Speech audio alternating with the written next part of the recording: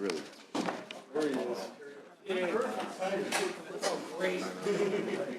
It's good times. Everybody excited? Yeah. Holy crap. What the hell's going on, party people?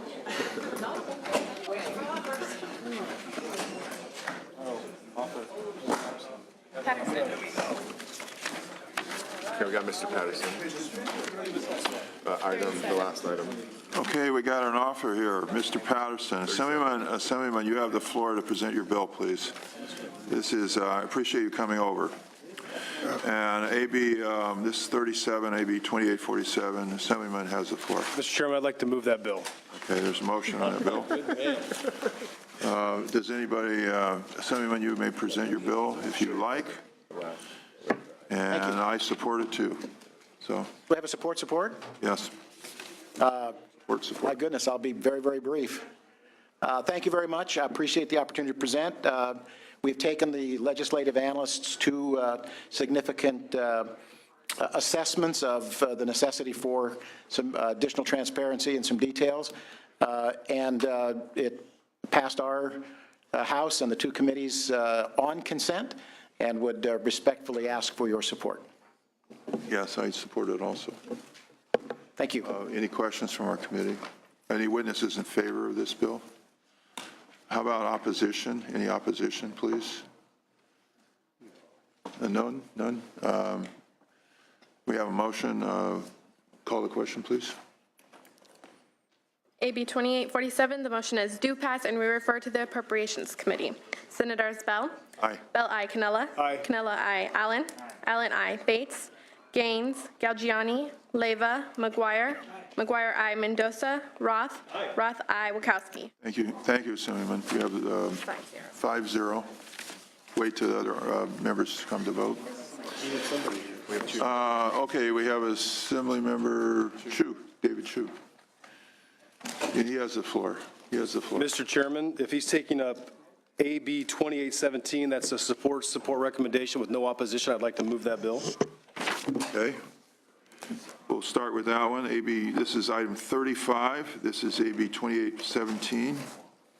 And you have the floor. You have support from both sides. I will be as brief as possible. This is a bill that this committee, as well as our legislature, had supported without a single no vote. It was vetoed by the governor.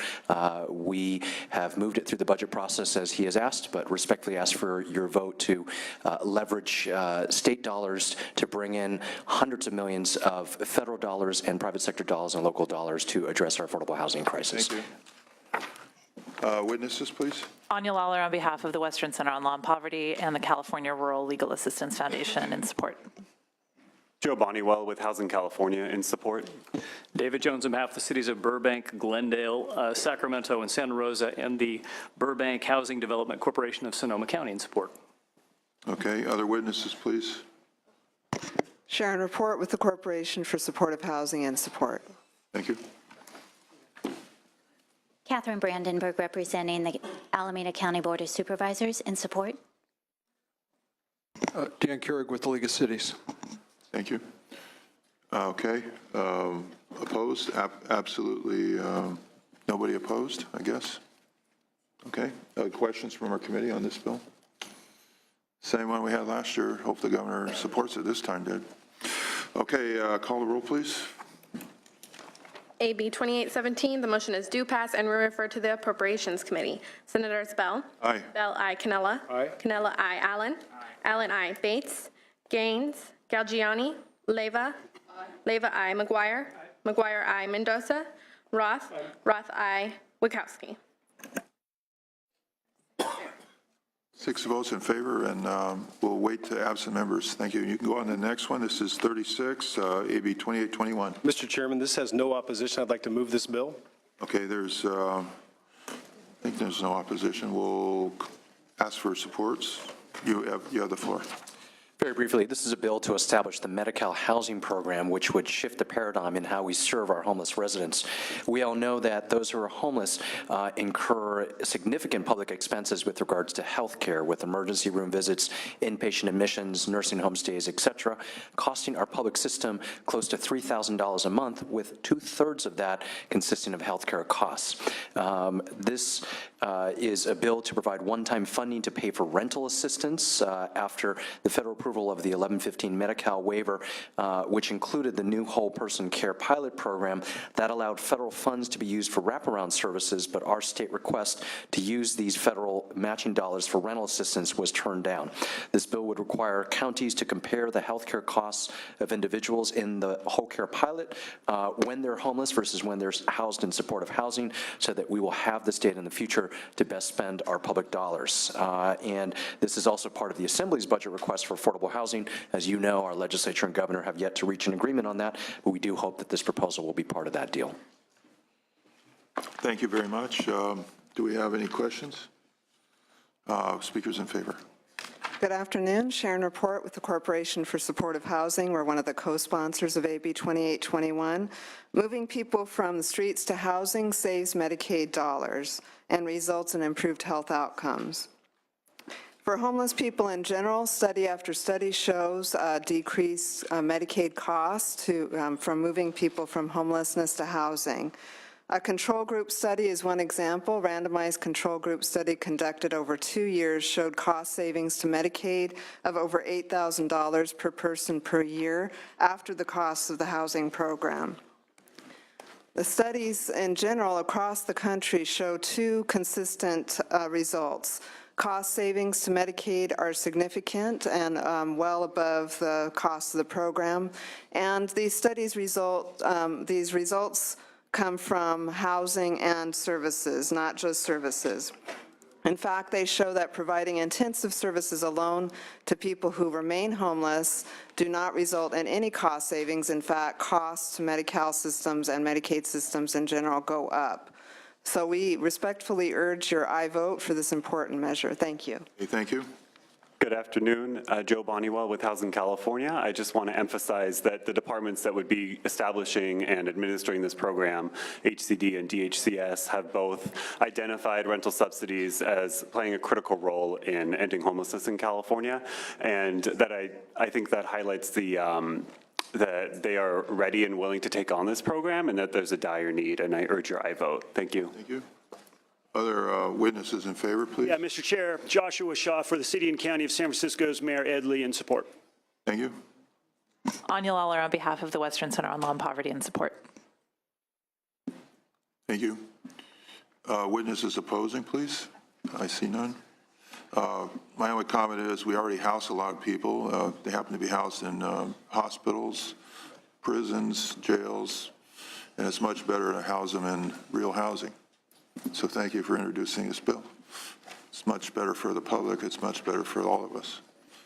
And fiscally, I think it's much better. So you may close. I know that. I think all of you understand this and respectfully ask your aye vote. Thank you. And let's call the roll, please. AB 2821, the motion is due pass and will refer to the Appropriations Committee. Senators Bell? Aye. Bell, aye. Cannella? Aye. Cannella, aye. Allen? Allen, aye. Bates? Gaines? Gaines, no. Galgiani? Galgiani, aye. Leyva? McGuire? Aye. McGuire, aye. Mendoza? Roth? Aye. Roth, aye. Wachowski. Okay, thank you. We have 6 votes, and we will wait for absent members. Luis Lejo, you have the floor. Luis is here. He has 2 bills. It's item 27 and item 33. And Luis, which one do you want first? If we could start with AB 2730. 2730 is item 33. We'll start with notorious Prunedale bypass issue. I'm very familiar with that one. Thank you, Mr. Chair and members. This bill is a Driving district through bill. there this weekend to my aunt's 90th birthday party. Great. Congratulations to her. You know where she lives, too. It's hometown. So this is an important one to also Senator Cannella. It's a district bill that would allow transfer of proceeds from the sale of the former Prunedale bypass right-of-way parcels off Highway 101 in Monterey County to the Transportation Agency of Monterey County for the use in future transportation projects. Transportation improvements in Monterey County are being delayed due to the lack of adequate funding. The proceeds from the sale of these parcels would help critical highway safety and congestion relief improvements in the county. I'd like to move the bill. Which it was originally intended. With that, I have some witnesses to speak in support. Thank you. Thank you. Witnesses, please. Welcome. Thank you, Mr. Chair and members. Debbie Hale, the Executive Director of the Transportation Agency for Monterey County, and we're the sponsor for this district bill. Over many decades, our agency and the County of Monterey and Caltrans assembled funding for the Prunedale bypass. We were able to use some of the money for improving safety in the corridor, but when the cost of the bypass tripled, we no longer were able to afford doing the whole bypass. We'd like to take the funding from the proceeds of the right-of-way to put into further safety improvements in the US 101 corridor. Thank you. Yes, John Arriaga on behalf of Monterey County and the Fort Ord Reuse Authority. This is a district bill, a lot of support throughout the county for this bill. We ask for your aye vote. Thank you. Christina Watson, Transportation Agency for Monterey County, and we have 23 support letters, and we want to thank the author and our co-authors on their support for this bill as well. Okay, thank you. Witnesses in favor? Witnesses opposing this bill? I see none. Any questions? None. You have a close? No. We have a motion in favor of it? Okay, that's good. I like that. We have a motion? Okay, we have a motion. Please call the roll. AB 2730, the motion is due pass and will refer to the Appropriations Committee. Senators Bell? Aye. Bell, aye. Cannella? Aye. Cannella, aye. Allen? Allen, aye. Bates? Gaines? Gaines, aye. Galgiani? Galgiani, aye. Leyva? Leyva, aye. McGuire? McGuire, aye. Mendoza? Roth? Roth, aye. Wachowski. We have 8 votes, and thank you. And go on, the next item is 27. This is, I believe that's the next one. Right. This is 2492. Thank you, Mr. Chair and members. This is AB 2492. I want to begin by accepting the committee amendments on page 5 in the committee analysis. Certainly want to thank the committee staff for their help on this bill. This will allow us, this is a follow-up to our bill AB2 from last year, which would allow certain blighted areas of the state to create these new community revitalization and investment authorities, or CREAs. These CREAs will allow local governments to tackle issues facing the most disadvantaged communities in our state. These are the high crime, high poverty, high unemployment areas in California. AB2 was a response to the 2011 dissolution of redevelopment agencies, which began to increasingly hamper the state's general fund, but the needs of the disadvantaged communities in our state didn't go away. The passage and the governor's signing of AB2 gave local governments a new ability to address blight in our state. However, since implementation of AB2 this last January, some local governments have raised implementation issues about how to go about creating and maintaining a CREA. In order to address those concerns, this bill makes several clarifying amendments. One, it allows CREA to choose nationwide, statewide, and citywide levels of area median income to identify an area in need of reinvestment and revitalization. Second, AB 2492 allows a CREA to use unemployment data from the U.S. Census Bureau's American Community Survey, in addition to the information provided by the state's EDD office. And lastly, the bill also changes the way the crime rate is calculated, requiring local agencies to compare local data for violent and property crimes and compare it to the statewide average. I respectfully ask for an aye vote and have some witnesses to speak in support of the bill. Thank you. Witnesses, please. Mr. Chairman, members, Dan Carrig on behalf of the League of California Cities. The bill does contain some cleanup that local agencies were looking for, and we request your support. Thank you. Mr. Chairman, members, Jason Gonzalez on behalf of the City of Thousand Oaks, as well as the City of Cudahy. I want to very briefly thank the committee, you, Mr. Chairman, your staff, as well as the author for the amendment on page 5. It enables the City of Cudahy to move forward with this very necessary tool. Thank you. Others? John Arriaga on behalf of the League of California Cities Latino Caucus in the city of Watsonville. These amendments will be very helpful to those cities, particularly along the coast, and the flexibility will be greatly appreciated. Thank you. Witnesses opposing, please come forward. Yes. Opposing. Can you have a seat? We have some opposition here. Welcome. You have the floor. Mr. Chairman, members, Bob Naylor representing Fieldstead and Company, and also speaking for the California Alliance to Protect Private Property Rights. This sounds like it's kind of a technical cleanup bill, but in fact it's a vast expansion of AB2 from last year, way beyond disadvantaged communities.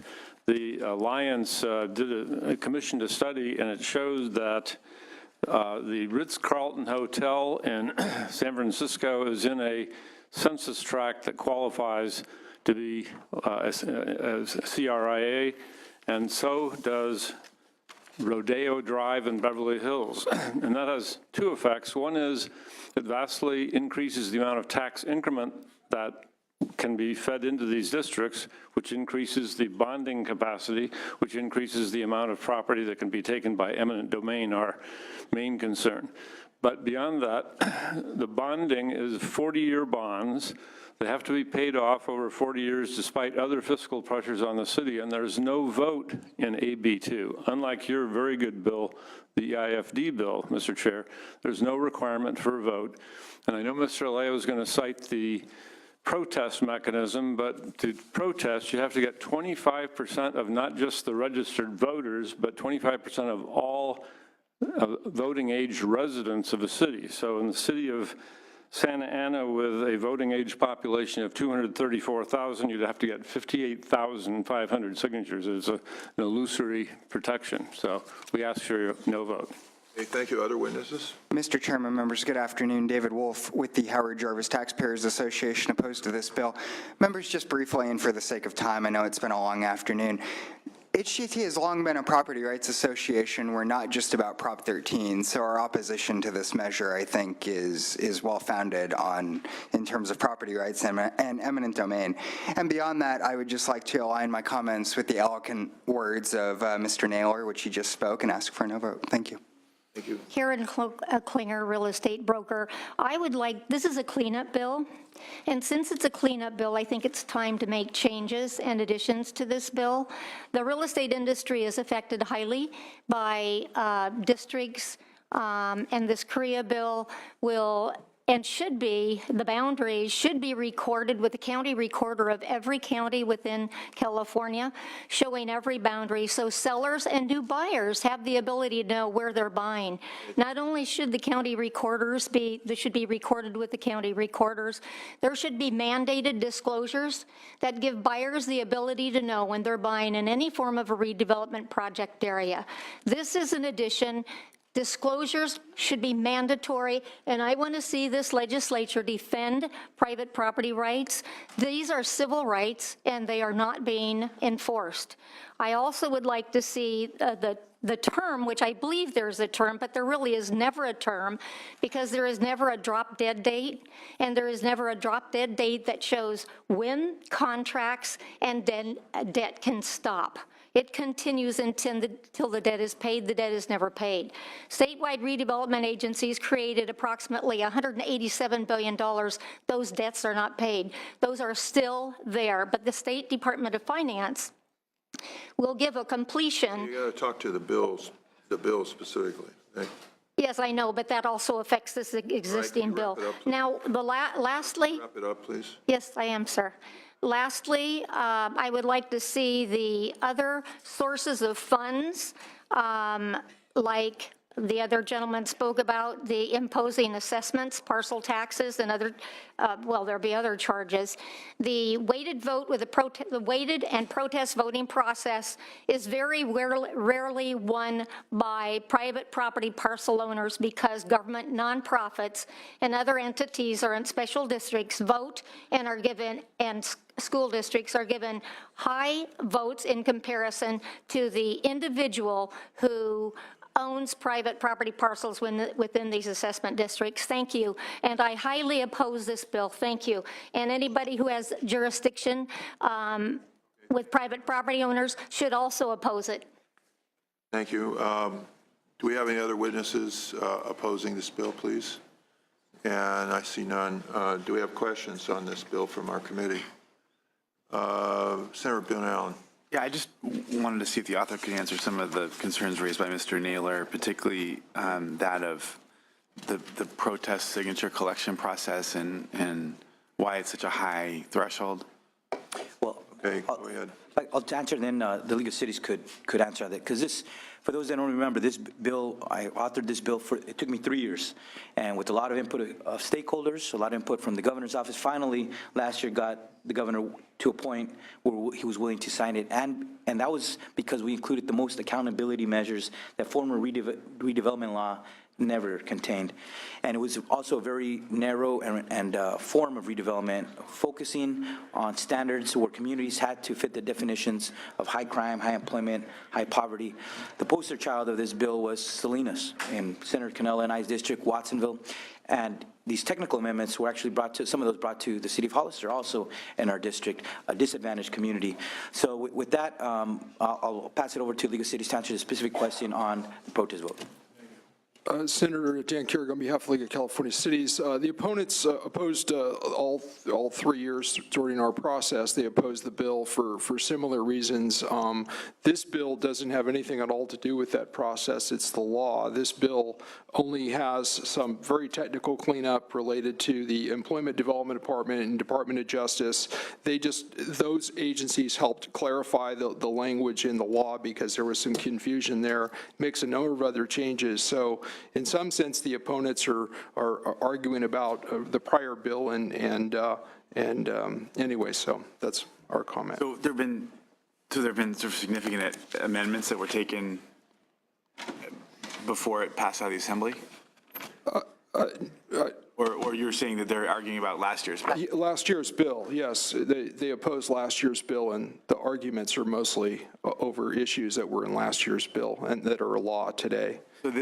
So can you just kind of explain to me in your sense of the argument that was made about this issue of threshold for a protest vote or protest, not a vote, but a signature collection? That was pulled, I think that was taken from other areas of law. I believe it was annexation law, where there's a process to whether or not a vote is triggered. I think it's the 25% threshold, and then if you have 25% protest, you go to a full vote.